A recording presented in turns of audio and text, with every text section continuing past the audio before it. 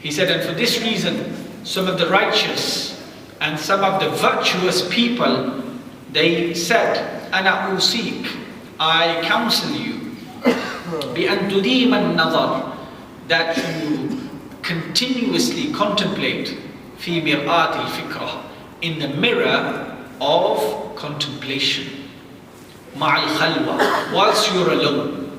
Whilst you're alone. Why whilst you're alone? Because when we're around others, when we're around people, then our eyesight can get blurred.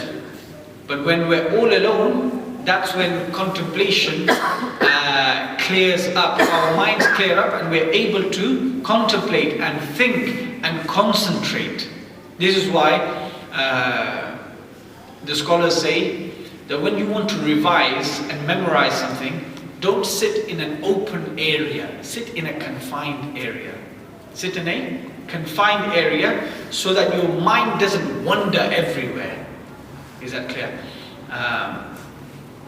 And if you go into the masjid in Istanbul, some of the large masjids in Istanbul, around the main hall, they've got cubicles, small cubicles around the masjid. Right? These cubicles in those old masjids are over 500 years old. Those cubicles were for those students who were memorizing the Quran. They would sit in confined areas and revise and memorize. Why? Because it's better for concentration and focus. That's why the scholars say, if you've got to memorize the Quran, don't go and sit beside a lake or a river, because your mind's going to wander. Don't sit in too much greenery, because your mind's going to wander.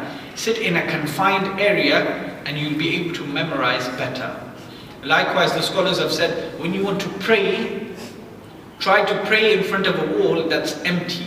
It hasn't got pictures, it hasn't got too much calligraphy, it hasn't got that which will take your mind in your prayer. This is why our teacher, the great Allama of Damascus, Shaykh al-Halabi rahmatullah alayhi, he used to say to his students, he said, when you walk into a masjid that's beautifully decorated or openly decorated, it has beautiful chandeliers and lights and carpet, and you've never been into this masjid, he used to say, don't walk in and pray straight away. Don't walk in and pray straight away. Why?